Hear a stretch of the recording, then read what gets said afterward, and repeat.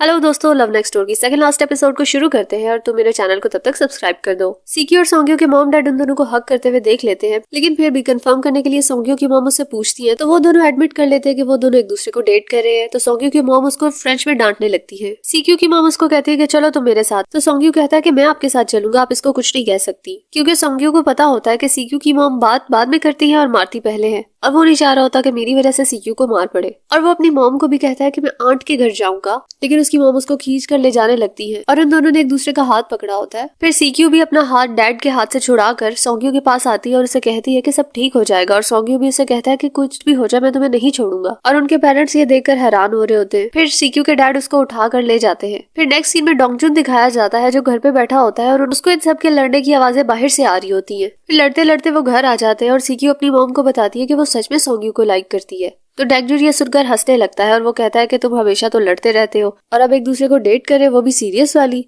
फिर सीक्यू अपना गुस्सा उस पर उतार देती है। फिर हमें सोंग्यो दिखाया जाता है जो अपने मॉम डैड के साथ बैठा होता है। तो उसकी मॉम कहती है कि इस लड़की ने ही तुम्हें प्रपोज किया होगा। तो सोंग्यो कहता है कि नहीं मॉम, पहले मैंने उसे कहा था और मैंने उसे बहुत दफा कहा था, लेकिन वो हर बार मुझे रिजेक्ट करती गई और अब आकर उसने मुझे एक्सेप्ट किया है। तो उसकी मम्मी सुनकर हैरान होने लगती है और कहती है इस लड़की की इतनी हिम्मत कि इसने मेरे बेटे को रिजेक्ट किया है। तो कहती है कि मेरे बेटे में क्या कमी। तो वो कहता है कि कुछ रीजंस की वजह से उसने मुझे रिजेक्ट किया, लेकिन अब तो उसने मेरा प्रपोजल भी एक्सेप्ट कर लिया है। तो उसकी मॉम कहती है कि गाड़ी में फूल तुमने इसके लिए रखवाए थे और पूरे का पूरा रेस्टोरेंट भी इसके लिए बुक किया था। तो वो कहता है कि आपको ये सब कैसे पता। तो उसकी मॉम कहती है कुछ भी करने से पहले सोच लिया करो कि तुम क्या कर रहे हो। और ये कहने के बाद वो वहाँ से चली जाती है। फिर वो अपने डैड से बात करने की कोशिश करता है तो उसके डैड ऊंची आवाज में उससे बात करते कि मुझे तुम अपने जाल में मत फंसाओ, मैं तुम्हारी मॉम की साइड पे ही हूँगा। ये कहकर वो भी अपनी वाइफ के पास भाग जाते हैं। फिर नेक्स्ट सीन में हमें सीक्यू के मॉम डैड दिखाए जाते हैं। सीक्यू के डैड बहुत परेशान होते हैं और वो उसकी मॉम से कहते हैं कि मैं तुमसे एक बात पूछूं। तो सीक्यू की मॉम कहती है कि नहीं, मुझसे इस वक्त कुछ भी मत पूछो, लेकिन वो फिर भी सवाल कर लेते हैं।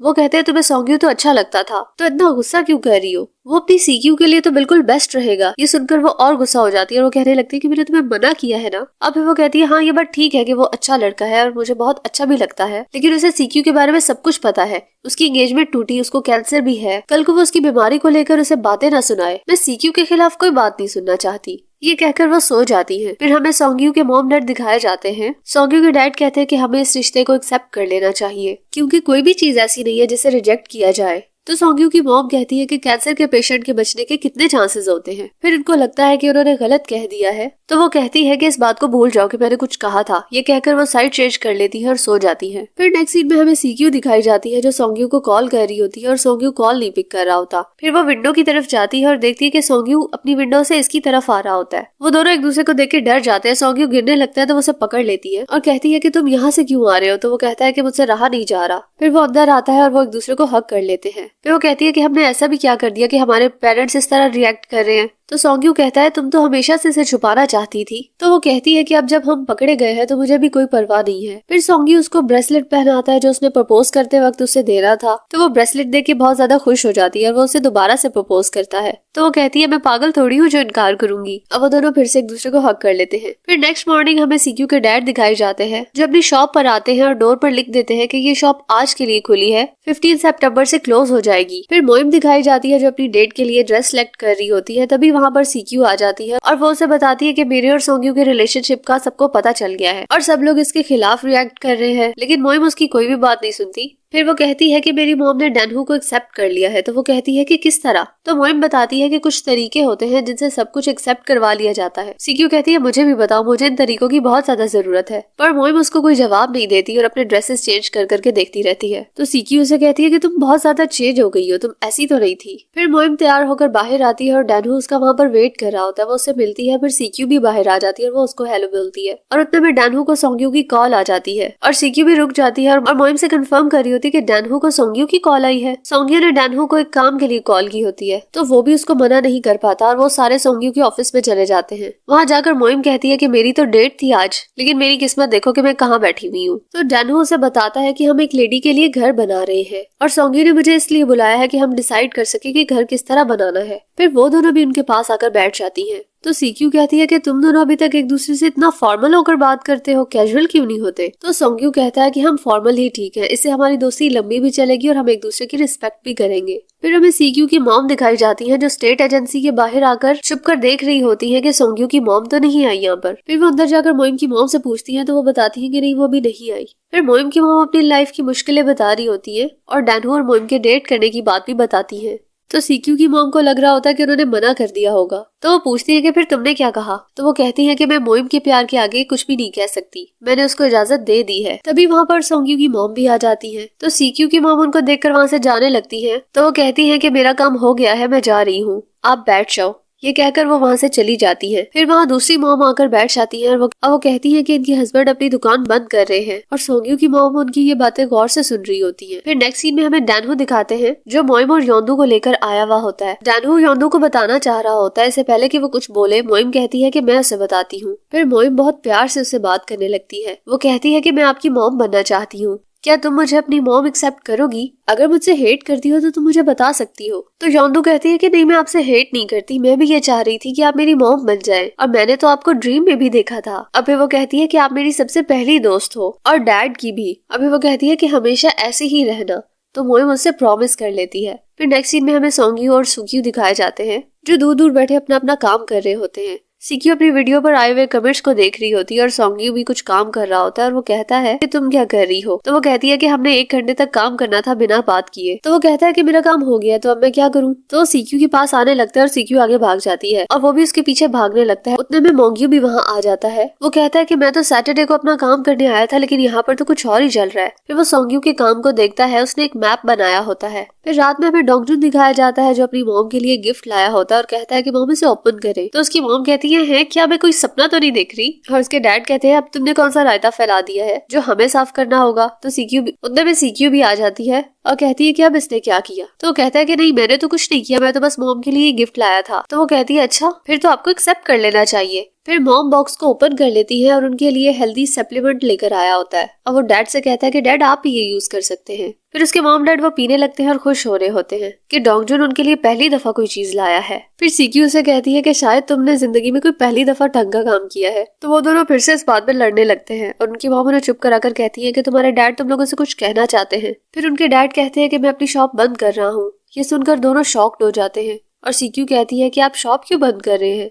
तो वो कहते हैं कि मैं अब रिटायर होना चाहता हूँ। इसके बाद हम देखते हैं कि सीक्यू के डैड बाहर बैठे होते हैं और सीक्यू भी उनके पास आकर बैठ जाती है और बातें करने लगती है और कहती है कि आपने हमसे कोई भी बात नहीं छुपानी। तो वो भी कहते हैं कि नहीं, मैं तुमसे कोई बात नहीं छुपा रहा। फिर वो दोनों इसी तरह बातें करते रहते हैं। फिर नेक्स्ट मॉर्निंग हमें सोंग्यू दिखाया जाता है जो डैनहू और मोंग्यू को साथ लेकर जा रहा होता है। तो सीक्यू और मोइम भी आ जाती है और कहती है कि हम भी तुम लोग के साथ चलेंगे। फिर वो सारे उस बूढ़ी ग्रैंड माँ के घर चले जाते हैं। ये घर बहुत ही छोटा होता है, इसमें कुछ किचन भी नहीं होता, सिर्फ एक लाइट जल रही होती है। वो एक ही दिन में पूरा घर चेंज कर देते हैं। जब ग्रैंड माँ आती है और अपना घर देखती है तो वो बहुत खुश होती है और वो सारों को थैंक्स करती है। फिर मोइम की मॉम दिखाई जाती है जो सीक्यू की मॉम को कॉल करके कहती है कि मुझे एक वाइन गिफ्ट मिली है, तो मेरी शॉप पर आ जाओ, मिलके पियेंगे और बातें करेंगे। तो वो कहती है कि ठीक है। इसी तरह वो सोंग्यू की मॉम को भी कॉल करके बुला लेती है। जब वो दोनों आ जाती है तो उनको कमरे में बंद करके खुद चली जाती है। तो वो कहती है कि हमारी 40 साल की दोस्ती है, एकदम से खत्म नहीं हो सकती, अब अपने मसलों को सुलझाओ तभी बाहर आ सकोगे। और फिर वो वहाँ से चली जाती है। फिर सीक्यू की मॉम पहले सॉरी कहती है, लेकिन वो कहती है कि मुझे इसकी जरूरत नहीं है।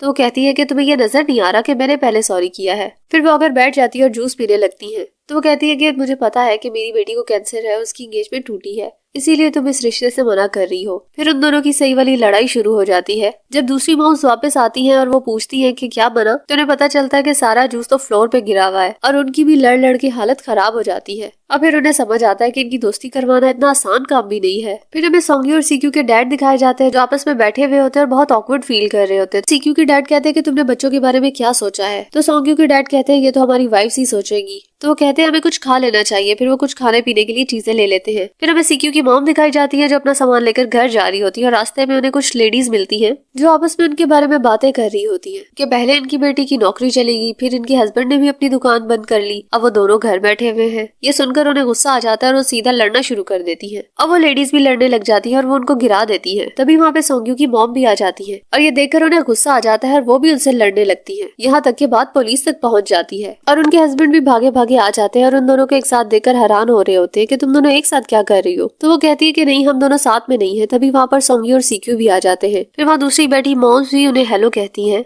उनको तो बहुत ही ज्यादा मार पड़ी हुई होती है। फिर वो लोग कुछ पैसे वगैरह देकर मामलात को हल करते हैं। अभी वो घर जा रहे होते हैं तो सीक्यू के डैड कहते हैं कि तुम दोनों ने तो इन्हें बहुत ही ज्यादा मारा है और तुम दोनों को तो जरा भी चोट नहीं आई। और इसी बात से खुश होकर वो दोनों बातें करने लगती हैं और ये देखकर बाकी लोग भी सोच रहे होते हैं कि इनकी तो लड़ाई हुई थी, फिर से दोस्ती हो गई। फिर सोंग्यू उनसे पूछ लेता है कि आप लोगों की दोस्ती हो गई है क्या। सोंग्यू की बात सुनकर उन्हें याद आता है कि वो तो लड़ी हुई थी, लेकिन फिर भी वो सोंग्यू की मॉम का फेस साफ कर रही होती है। फिर वो छत पर आकर साथ में बैठी हुई होती है और बातें कर रही होती है और उनके सारे डाउट्स भी क्लियर हो रहे होते हैं। सीक्यू की मॉम कहती है कि मुझे तुमसे पैसे लेना अच्छा नहीं लगता था क्योंकि तुम अब्रॉड में काम करने वाली एक इंडिपेंडेंट लड़की थी और मैं तुम्हारे बच्चे को पाल कर पैसे लेती थी। तो वो कहती है कि तुमने जो किया है मैं उसकी कीमत तुम्हें कभी भी नहीं चुका सकती क्योंकि तुम्हारी वजह से मेरा बच्चा इतनी अच्छी तरह बड़ा हुआ है और मेरे पास तो इतना टाइम ही नहीं होता था कि मैं अपने बच्चे की केयर कर सकूं। और अगर हम इन लॉस भी बने तो मैं तुम्हें तुम्हारे नाम से ही बुलाया करूंगी क्योंकि तुम मेरी बहुत पुरानी और बहुत अच्छी दोस्त हो। तो सीक्यू की मॉम कहती है क्या तुम सच कह रही हो? तुम्हें इस रिश्ते से कोई मसला नहीं है? मेरी बेटी के कैंसर या उसके एंगेजमेंट टूटने से भी तुम्हें कोई मसला नहीं है? तो वो कहती है कि नहीं, बिल्कुल भी नहीं, बल्कि मुझे तो उसकी फिक्र होती थी और मैंने रिश्ते से मना नहीं किया, बल्कि हमारी लड़ाई की वजह से मैंने इतना ओवर रिएक्ट कर दिया था।